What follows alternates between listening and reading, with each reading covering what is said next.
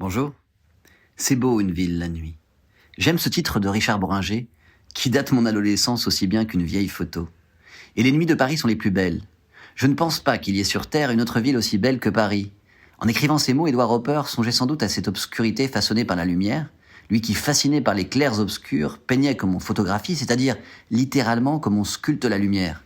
Une source d'inspiration pour moi, quand stoppant mon vélo, je sors mon appareil de mes doigts gourds et j'intitule sur Instagram Hopper de Paris, ce cliché de l'intérieur de l'un de mes bistrots fétiches qui se détache dans la pénombre d'un petit matin glacé d'hiver.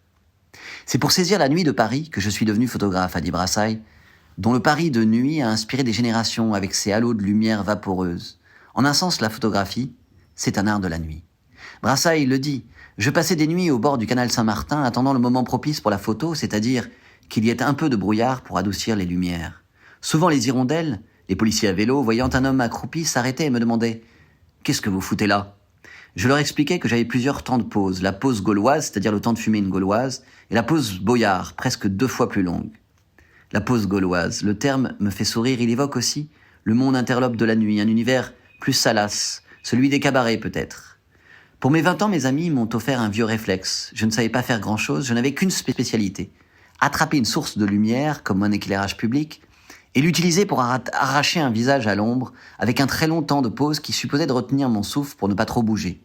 Aujourd'hui encore, avec le téléphone, je coupe le flash et il m'arrive de tenir la pause pour attraper une scène mal éclairée, ou de me tenir près d'un réverbère pour en puiser la lumière, matière première pour sculpter l'ombre et en faire émerger un couple d'amoureux sur lequel poser juste un regard, comme ce collage de la rue Greneta. Mes photos de nuit font aussi la part belle aux monuments majestueux, à la Seine apaisée et aux façades éclairées, à la chaussée mouillée où se reflète la lumière des enseignes. Parfois l'amour surgit devant une porte cochère, car comme le chante Patti Smith, The night belongs to lovers.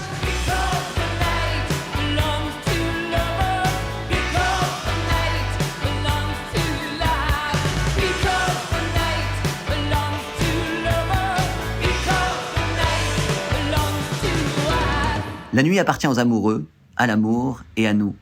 Elle offre la possibilité de rencontres insolites, comme cette fois juste avant le défilé du 14 juillet, où j'avais eu le privilège d'accompagner les cavaliers de la garde républicaine avec leurs montures au beau milieu de la nuit, dans une répétition parfaitement silencieuse où ne perçait que le bruit feutré des sabots au pas. Comme les rares passants, je fus saisi par la beauté onirique de ce cortège fabuleux. La nuit, les ombres prennent des allures fantastiques. J'ai une fascination pour les réverbères et l'éclairage public qui scandent la nuit en pellicule d'obscurité.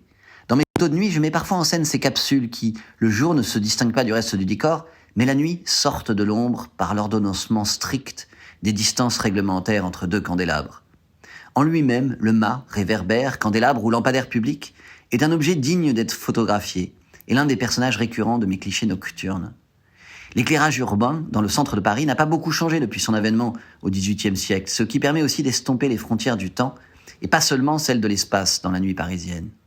L'aube des Lumières, ce moment fétiche des photographes, est aussi le titre d'un pan de l'exposition La Régence à Paris, présenté au musée Carnavalet jusqu'au 25 février, et qui est au fond comme une préhistoire de la photographie, cet art qui ne pourra s'inventer qu'une fois la nuit arrachée à l'obscurité totale, par la magie d'un éclairage, permettant l'essor des théâtres, des cabarets et des restaurants de la nuit parisienne, auparavant en véritable coupe-gorge.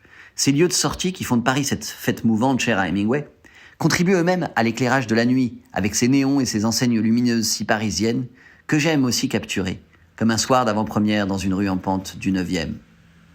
Si Paris s'éteignait, les milliers d'étoiles du firmament ne remplaceraient pas cette lumière unique qui seule peut faire le jour au milieu de la nuit. Écrivait Théophile Gautier en 1871, avec la généralisation de l'éclairage public.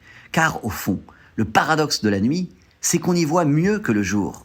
L'intérieur des foyers, par exemple, dont le carré de lumière ne se détache que sur le fond noir de l'obscurité. Ces petites maisons du vieux Paris qu'on aperçoit du haut du centre Pompidou et qui me font penser à la vie mode d'emploi de Pérec, ou à ces clichés à la Hopper, encore. De la France qui se lève tôt, ou de celle qui se couche tard, derrière le zinc des bistrots. La nuit ne parle que du jour, disait Maurice Blanchot dans l'Espace littéraire. Les moments les plus intéressants sont en réalité ceux qui font basculer de la nuit au jour et vice-versa, à la faveur d'un éclat de lampadaire, d'un clair de lune ou d'un rayon de soleil rougeoyant. Et parfois, lorsque la nuit a été blanche, j'aime ce moment du matin où, à travers mes persiennes, la lumière de la lanterne de ma rue s'éteint enfin et la nuit noire peut commencer au moment précis où il faut se lever.